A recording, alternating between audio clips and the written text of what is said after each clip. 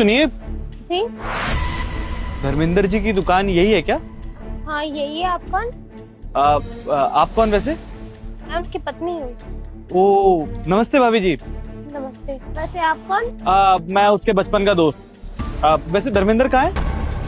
वो सामान खत्म हो गया था ना थोड़ा, तो बस लेने ही गए हैं। वो आते ही होंगे, वो सब्जी खत्म हो गई थी ना तो लेने गए हैं। पर आप मेरे पति की दोस्त हैं। आप तो इतने अमीर दिख रहे हैं। भाभी जी, दोस्ती अमीरी गरीबी देख के थोड़ी की जाती है, दिल देख के की जाती है। मेरा बहुत अच्छा दोस्त है वो, स्कूल टाइम से हम लोग साथ में रहे हैं। लेकिन कोई नहीं, मुझे लेट हो रहा है। आप एक काम कीजिए, एक सेकंड ये पकड़िए पकड़िए पकड़िए।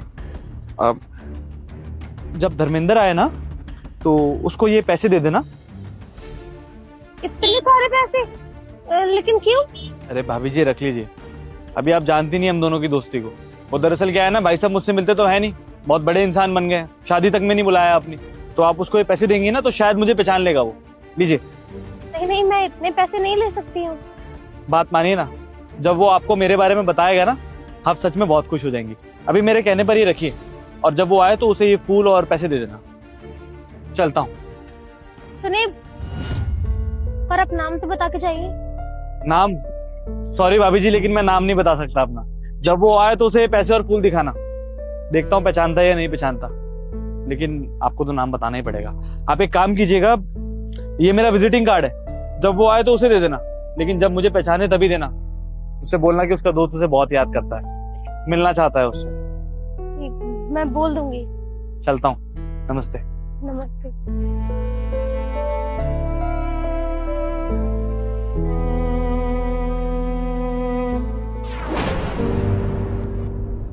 हरी मिर्ची खत्म हो गई थी ना, हाँ। वो ले आया हूँ। अरे मेरे दिमाग से निकल गया। ये लो, आपके दोस्त लेके गए हैं, और ये पैसे भी। ये फूल और इतने सारे पैसे, लेकिन मेरा ऐसा तो कोई दोस्त नहीं है जो इतना अमीर हो, जो इतने सारे पैसे मुझे देकर जाए। ज्योति, तुम ध्यान रखा करो, ऐसे भी किसी अनजान आदमी से तुमने इतने सारे पैसे ले लिए। अरे पता नहीं क्यों वो पैसे देकर गया है। हो सकता है कोई चोरी वोरी का इल्जाम लगा दे हम पर। वैसे हम 2 पैसे कमाते हैं यहाँ पर बड़ी मुश्किल से, तुमने क्यों ले लिए इतने सारे पैसे? हमें थोड़ी ना पता था कि वो कौन है। उसने कहा कि वो आपका दोस्त है, नाम भी जानता था आपका, इसीलिए हमने ले लिया। वरना हम किसी अनजान से इतने सारे पैसे और इतने फूल क्यों लेते भला? अरे ज्योति, हम जैसे गरीब आदमी का इतना अमीर दोस्त कैसे हो सकता है? तुम अपना दिमाग लगाया करो। इस रोड पे खड़े होकर हम सब्जियां बेच रहे हैं, ऐसे कोई भी अनजान आदमी इतने सारे पैसे और ये फूल देकर चला गया, तुमने क्यों लिए उससे? अरे मना कर देती ना उसे। हमारी गलती नहीं है। वो कह रहा था कि आपको जानता है और भला ही लग रहा था, इसीलिए हमने ये फूल ले ली। इसमें हमारी कोई गलती नहीं है। नाम भी कहा था उसने आपका। ऐसा कौन सा दोस्त था जो हमें जानता है और इतने सारे पैसे भी दे गया और फूल भी लाया था? ज्योति, कहीं वो सन्नी तो नहीं था? ये तो हमें नहीं पता, लेकिन ये कार्ड देकर गए, क्या पता इसमें हो। सन्नी सागर, सन्नी सागर। ज्योति, ये तो हमारे बचपन का दोस्त है। हम लोग स्कूल में पढ़ा करते थे साथ में। हम लोग छोटे पर ना बहुत मस्ती किया करते थे, बहुत शरारत करते थे। जब से हमारी शादी हुई है और हमने गांव छोड़ा है, हमारी तो उससे मुलाकात ही नहीं हुई।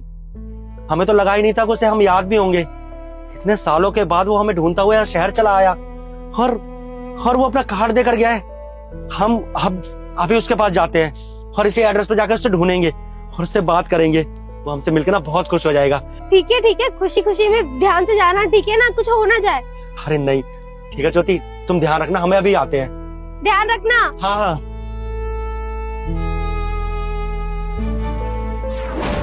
अरे हाँ, मैं सर से बोल के आप कहाँ घुसे जा रहे? गार्ड ने रोका नहीं तुझे? वो मैडम, सन्नी सागर का ऑफिस यही है ना, वो यहीं बैठते हैं ना। क्या बोला तू? सन्नी सागर? ये पूरी कंपनी देख रहे हैं ना, उनकी है, और तू उनको नाम से बुला रहा है? अबे देखने में ना भिखारी लग रहा है तू। और सन्नी सागर सर को तो नाम से बुला रहा है?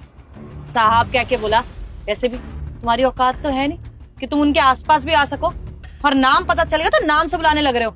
देखिए मैडम, वो सर और साहब ना आपके लिए होंगे, मेरे तो बचपन का दोस्त है। आप उससे जाकर बोलिए ना मैं आया हूँ, वो खुश हो जाएगा।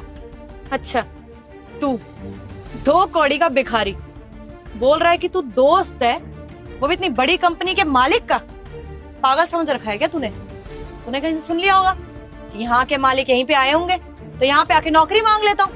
बहुत अच्छे से समझती तुम जैसे लोगों को मैं। अरे औकात तुम्हारी कुछ होती नहीं है, काम धंधा तुमसे होता नहीं है, बस बड़े लोगों के आगे पीछे घूमो। और यहाँ पे मेरे को बोल रहा है कि दोस्त है ताकि तेरे को अंदर जाने दो। पागल समझ रखा है। अरे तुम जैसे लोगों को ना वो नौकर तक नहीं रखते, उनके यहाँ पे नौकर भी ना कंपनी से आते हैं। मेरा बड़ा दोस्त, चुपचाप निकल यहाँ से। अगर मैंने गार्ड को बुला लिया ना, धक्के मार के यहाँ से बाहर निकालेंगे। निकल। मैडम आप कैसी बातें कर रही हैं, और आप मुझे ऐसे धक्के मारकर भगवाएंगी? जब मैं आपसे कह रहा हूँ कि सन्नी सागर मेरा दोस्त है, आप मेरी बात क्यों नहीं मान रही हैं? और जब मैं सन्नी को बताऊंगा ना कि आपने मेरे साथ बदतमीजी की है और मुझे धक्के मारकर ऐसे भगवाना चाहती हैं, तो आपको ना वो 2 मिनट में यहाँ से नौकरी से निकाल देगा। फिर आप सोच लेना कि आपके साथ क्या होगा, और तब आपको पता चल जाएगा कि मैं कोई झूठ नहीं बोल रहा हूँ, मैं एकदम सच बोल रहा हूँ कि सन्नी सागर मेरे बचपन का दोस्त है। आप पता नहीं क्यों मेरी बात नहीं मान रही हैं। और ये देखिए, ये जो फूल मैं लेकर आया हूँ ना, ये उसी ने मुझे दिए हैं। मेरी दुकान पर आया था वो, पर मैं किसी काम से बाहर गया हुआ था, इसलिए नहीं मिल पाया। और आप देखना, आप जो बदतमीजी मेरे साथ कर रही है ना, मैं उसको बताऊंगा और वो आपको नौकरी से निकाल देगा। अच्छा,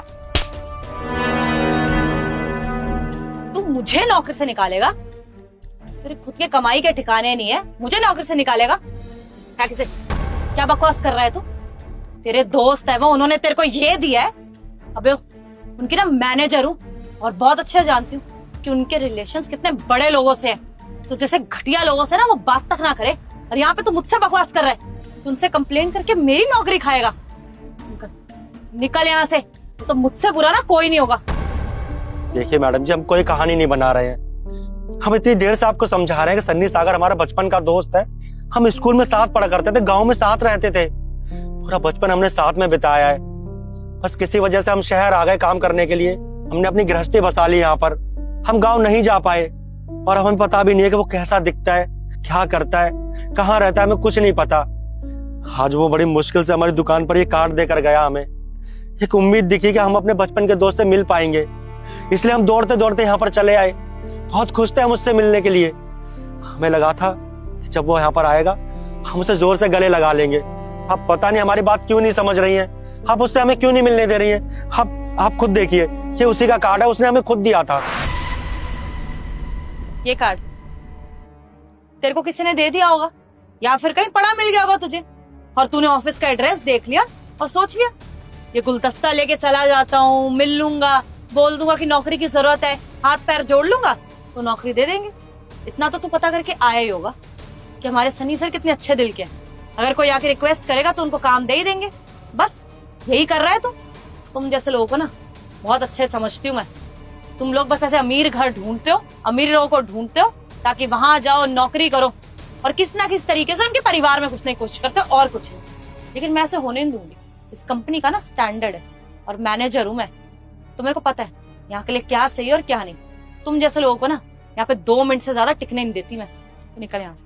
धर्मेंद्र,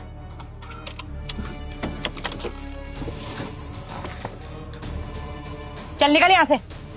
धर्मेंद्र, मेरे भाई, कैसा है तू? भाई मैं ठीक हूँ, तू कैसा है? बिल्कुल ठीक हूँ यार, लेकिन तू बहुत बदल गया है भाई। भाई को ही भूल गया यार। नहीं यार, ऐसे कोई बात नहीं है। मैं तुझे हमेशा रोज याद करता था, पर कभी समय ही नहीं मिला यार आने का, इसलिए मैं तुझसे मिलने नहीं आ पाया। मैं तुझे रोज याद करता था। देख लिया भाई, तेरे को ये फूल मैंने इतने प्यार से लाके दिए, तूने ऐसे जमीन पे फेंक दिए। भाई ये फूल मैंने नहीं फेंके हैं, जितने प्यार से तू ये फूल मुझे देकर गया था ना, उतने ही प्यार से वापस लेकर आया था मैं तेरे पास। इन मैडम को मैं कब से समझा रहा हूँ कि सन्नी सागर मेरे बचपन का दोस्त है, कब से बताने की कोशिश कर रहा हूँ, लेकिन ये मैडम मेरी सुनी नहीं रही। इन्होंने ये फूल मेरे हाथ से छीने और ऐसे जमीन पर फेंक दिए। कितना क्या है ये सब? सर मुझे पता नहीं था कि आपका दोस्त है। अब देखिए ना, ये कहीं का भिखारी लग रहा है।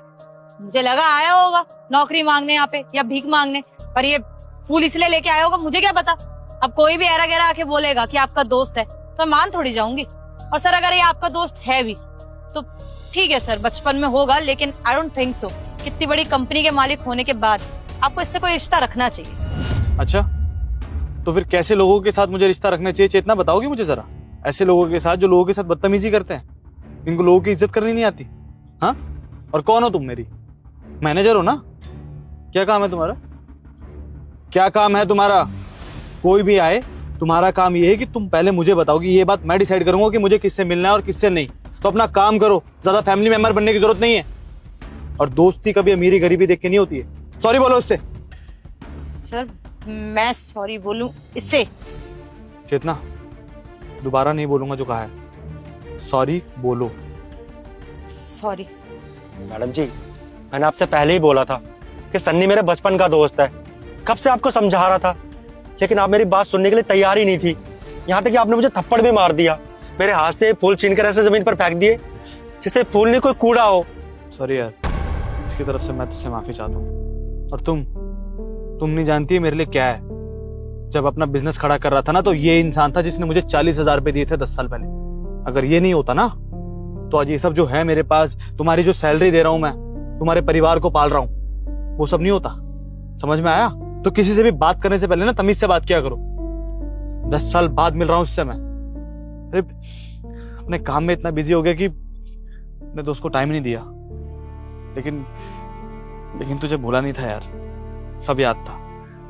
एक बार लगा कि सेटल हो जाऊंगा, फिर तुझे ढूंढूंगा, तेरा फ्यूचर भी सेट करूंगा। और देख, आज तेरी शॉप पे गया, पता चला कि मेरे दोस्त की तो शादी भी हो गई है। मेरा दोस्त इतना सेटल्ड है।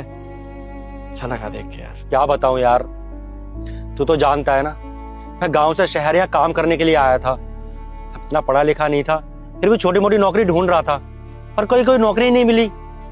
फिर अचानक ना तेरी भाभी से मेरी मुलाकात हुई और मैंने ना उसके साथ शादी कर ली, अपनी गृहस्थी बसा ली यहाँ पर।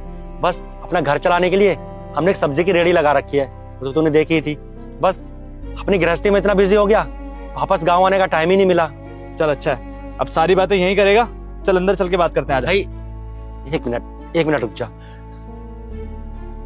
ये जो तू पैसे लेकर आया था ना और अपनी भाभी को देकर आया था, ये पैसे तू रख ले। अच्छा, तो मतलब अब भाई साहब मुझसे पैसे का हिसाब करेंगे हैं? तेरे मेरे बीच अगर पैसे का हिसाब होने लगा ना, तो 40,000 का इंटरेस्ट लगाऊंगा। 10 साल में इससे ज्यादा ही बनेगा, समझा? अब ज्यादा मत बोल, चल मेरे साथ आ।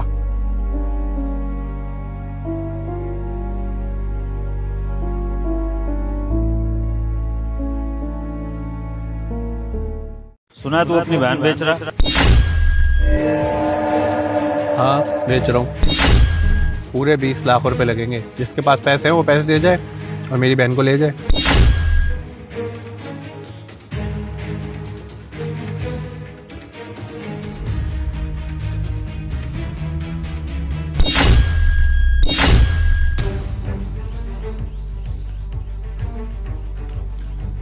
$30 लाख रुपए हैं इस बैग में। तेरी बोली हुई कीमत से 10 लाख रुपए ज्यादा। और इसके अकॉर्डिंग तो तेरी बहन मेरी हुई। ये ले और दे दे अपनी बहन को मुझे।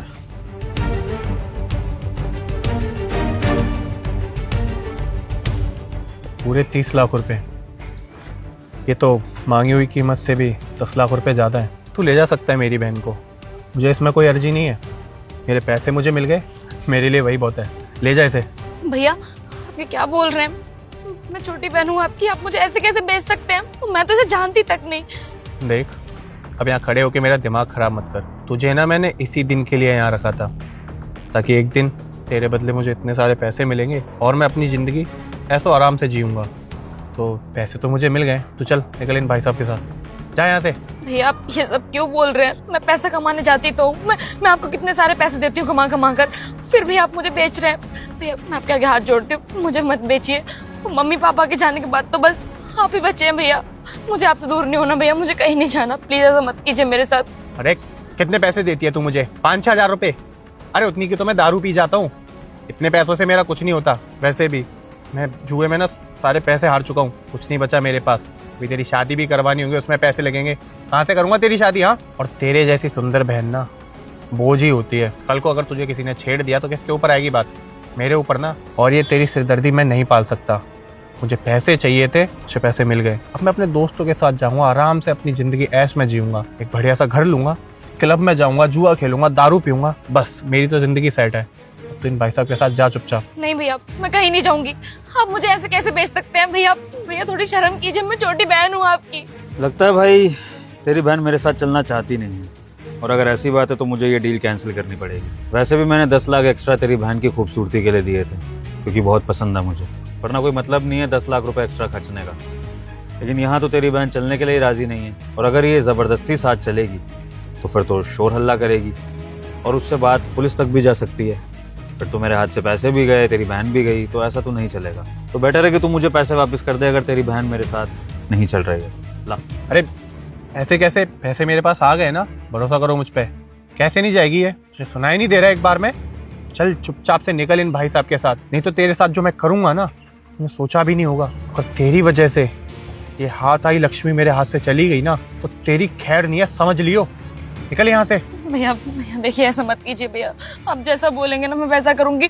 मैं और दूसरे घरों में जाया करूंगी काम करने के लिए। मैं ज्यादा से ज्यादा पैसे कमा कर लाऊंगी, लेकिन मुझे कहीं नहीं जाना भैया। मुझे आपके साथ रहना है, ऐसा मत कीजिए मेरे साथ। हाथ छोड़ मेरा, चल जा यहाँ से, लेके जाओ भाई साहब इसे, चल जा।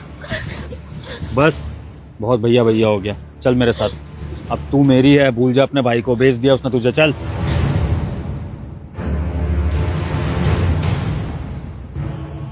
और हाँ भाई साहब, ये वापस नहीं आनी चाहिए मेरे पास। अरे वाह, पूरे 30 लाख रुपए। आज तो महंगी सी दारू खरीदूंगा, मस्त पीऊंगा।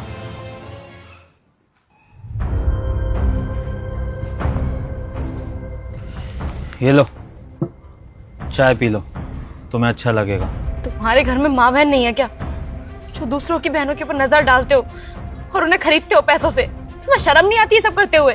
तुम्हें मैंने तुम्हारे भाई से खरीदा है तुम्हारी खुद की भलाई के लिए, तुम्हारी जान बचाने के लिए। मेरी जान बचाने के लिए? क्या मतलब इस बात का, मैं कुछ समझी नहीं। दरअसल अगर मैं आज तुम्हें नहीं खरीदता ना तुम्हारे भाई से, तो तुम्हारा भाई तुम्हें ऐसी जगह बेच देता जहाँ से शायद तुम कभी वापस नहीं आ पाती, और तुम्हारे साथ बहुत कुछ गलत होता। शायद तुम्हें इस देश से विदेश भेज दिया जाता, और वहाँ पर जो तुम्हारे साथ गलत काम होते मैं उसके बारे में खुलकर बता भी नहीं सकता। मुझे बताते हो शर्म आ रही, तो सोचो तुम उन पलों को जीती कैसे। तुम शायद वहाँ पहुँचकर अपनी ज़िंदगी ख़त्म करने के बारे में सोच लेती, इतनी बदतर हालत होती तुम्हारी। इसलिए आज तो मैं तुम्हारे भाई से खरीद लाया। लेकिन मैं तुम्हारी बात के ऊपर विश्वास क्यों करूं? तुमने भी तो मुझे खरीदा है ना, और जब तुम मुझे खरीद के आ सकते हो तो मैं तुम पे भरोसा कैसे कर सकती हूँ? बहन, मेरी तुम्हारे ऊपर कोई बुरी नज़र नहीं है। सुना तुमने? बहन बोल रहा हूँ तुम्हें। इससे बड़ा सबूत कोई नहीं दे सकता हूँ कि मैंने तुम्हें तुम्हारी भलाई के लिए खरीदा है, तुम्हारे साथ कुछ गलत करने के लिए नहीं। और एक और चीज़ कर सकती हो तुम चाहो तो मेरा टेस्ट भी ले सकती हो। तुम अभी यहाँ से निकल जाओ, मैं तुम्हें रोकूंगा नहीं। तुम वापस कहीं भी जाओ, अपने भाई के पास जाओ या जहाँ भी जाओ, मैं तुम्हें हरगिज़ नहीं रोकूंगा, क्योंकि मेरे इंटेंशन बुरे नहीं है तुम्हें लेकर। लेकिन हाँ, तुम्हारे भाई के उस दलदल से अगर मैंने तुम्हें निकाला है, अगर तुम वहाँ पर वापस अपनी मर्जी से जाती हो, तो फिर तुम्हारे साथ जो भी होगा उसकी जिम्मेदार तुम खुद होगी। लेकिन फिर भी अगर मुझे तुम्हें बचाने का दोबारा मौका मिलेगा तो मैं तुम्हें दोबारा ज़रूर बचाऊंगा, क्योंकि वो मेरा फ़र्ज़ है। मुझे अब कुछ भी समझ नहीं आ रहा कि मैं क्या करूं। जो मेरा अपना सगा भाई था, जिसे मैं राखी बांधती हूँ हर साल, वो अपनी बहन के साथ ये सब करेगा, उसे बेच देगा। मुझे भरोसा नहीं हो रहा इस बात पे, और ये भी समझ नहीं आ रहा कि मैं जाऊँ कहाँ, क्योंकि मेरे भाई के अलावा मेरा कोई नहीं है इस दुनिया में। तुम्हारा वो भाई अब भाई रहा नहीं, अब वो जुए, सट्टे और नशे की लत का शिकार एक पीड़ित आदमी बन चुका है। और जिसको ऐसे व्यसनों की लत लग जाती है ना, उसके लिए उसका परिवार भी उसकी नज़रों में ख़त्म हो जाता है। तुम्हारे लिए अब उसकी नज़रों में कोई वैल्यू रही ही नहीं। उसने तुम्हें पैसों के भाव बेच दिया, और उसके बाद एक दिन वो अपने आप को भी बेच देगा कहीं, अपने इस नशे की लत के लिए। तो भूल जाओ अपने भाई को। मुझे ये समझ नहीं आ रहा कि आप मेरे लिए इतना सब कुछ क्यों कर रहे हैं। आप तो मुझे जानते भी नहीं है, और मेरे लिए आपने मेरे ही भाई को 30 लाख रुपए दिए। मुझे कुछ समझ नहीं आ रहा। आज के टाइम पे मेरे खुद के सगे भाई ने मेरा साथ नहीं दिया। आप तो मुझे जानते भी नहीं है, फिर आप क्यों कर रहे हैं ये सब मेरे लिए? दरअसल बहन, मैं एक NGO चलाता हूँ, और इस NGO में मैं तुम्हारे जैसी बेसहारा लड़कियों को रखता हूँ। उनको नया जीवन देने की कोशिश करता हूँ, उन्हें रोज़गार देता हूँ, उनकी पढ़ाई लिखाई का खर्चा उठाता हूँ, सरकार से भी कुछ मदद लेता हूँ, ताकि तुम्हारी जैसी जितने भी बहनें हैं जिन्हें या तो बचपन में ठुकरा दिया गया, या जो गलत कामों में पड़ गई, या जिन्हें ज़बरदस्ती किडनैप कर लिया गया, या तुम्हारी तरह जिनकी सिचुएशन हुई कि उनके रिश्तेदारों ने, उनके माँ बाप ने उन्हें बेच दिया, तो हम ऐसी लड़कियों को बुरे लोगों के चंगुल से बचा कर लाते हैं।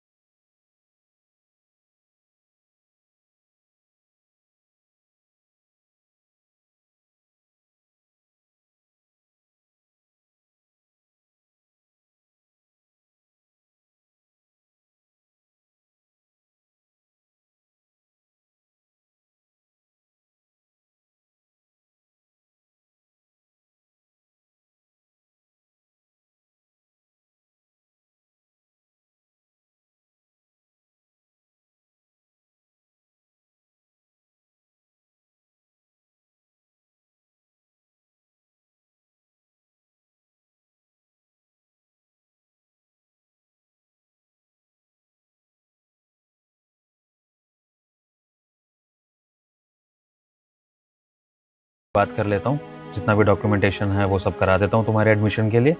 उसके बाद तुम्हारी नई जिंदगी स्टार्ट हो जाएगी। ओके? आपका बहुत बहुत धन्यवाद। समझ नहीं आ रहा कि आपका शुक्रिया अदा कैसे करूं। आपने बहुत बड़ी मदद की है, मेरी जिंदगी बचाई है। धन्यवाद मुझे मत करो, भगवान को करो। शायद उन्होंने ही तुम्हें नई जिंदगी देने का फैसला किया है।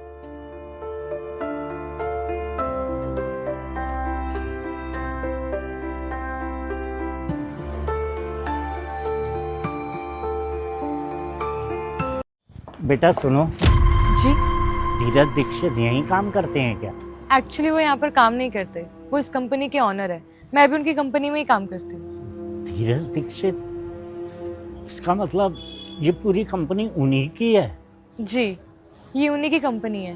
मैं उन्हीं के यहाँ पर काम करती हूँ। आप बताइए क्या काम है आपको? अगर आप उन्हें जानती हो तो मेरा एक छोटा सा काम कर दोगी? ये 1 लाख रुपया उन्हें दे देना। 1 लाख रुपए? आप है कौन?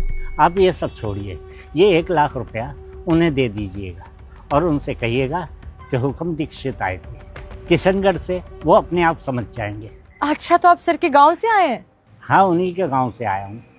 हम पड़ोस में रहते हैं तो इसीलिए यहाँ पैसे देने के लिए आया था। अरे सर, तो आप बाहर क्यों खड़े हैं? आप चलिए ना अंदर ऑफिस में, सर आपको देखकर बहुत खुश होंगे। नहीं, मैं उनसे नहीं मिल सकता। ये समझ लीजिए कि मैं बहुत जल्दबाजी में आया हूँ। बस ये पैसे उन्हें पकड़ा दीजिएगा।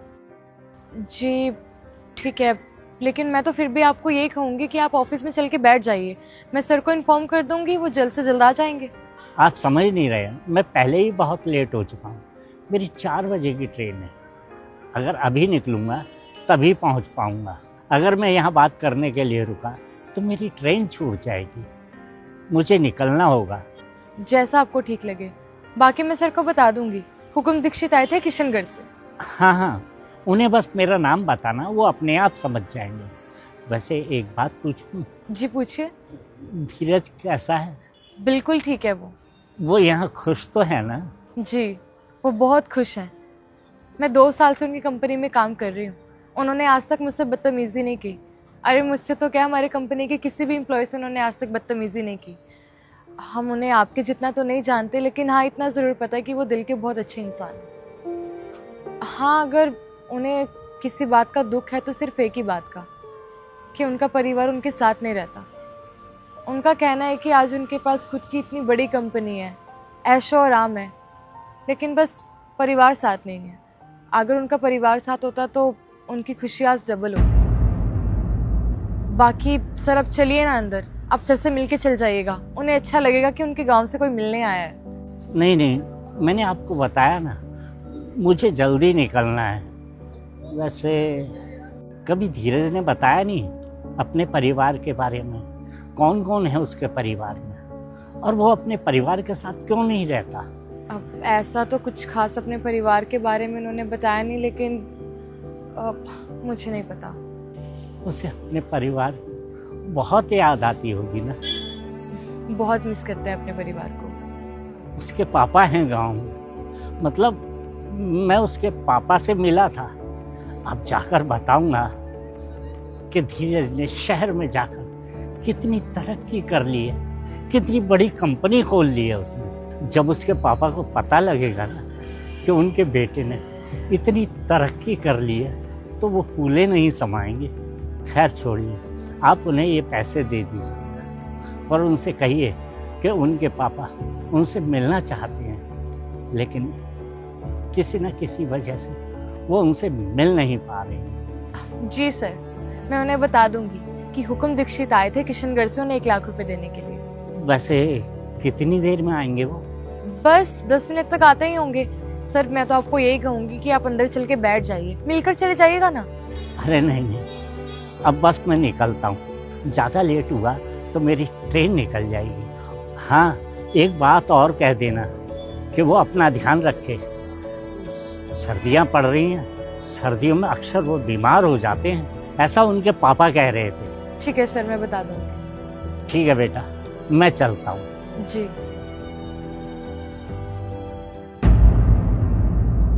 सर, ये आपके 1 लाख रुपए। मेरे 1 लाख रुपए? अरे नहीं, मेरे नहीं है। सर ये आपके ही हैं। किशनगढ़ से हुक्म दीक्षित आए थे। उन्होंने कहा 1 लाख रुपए आपको देने के लिए। क्या क्या नाम बोला तुमने अभी? हुकुम दीक्षित, आपके पड़ोसी किशनगढ़ के। अरे तो तुमने मुझे बताया क्यों नहीं, फोन क्यों नहीं किया? आ जाता मैं। अरे रोकना तो चाहिए था ना उनको। सर मैंने उन्हें कहा था रुकने के लिए, उन्होंने कहा उनकी 4 बजे की ट्रेन है और इतनी हड़बड़ी में मेरे दिमाग से निकल गया आपको कॉल करना। 4 बजे की ट्रेन? तुम एक काम करो, आज की सारी मीटिंग कैंसिल करो और ऑफिस संभाल लेना, मैं आता हूँ। ओके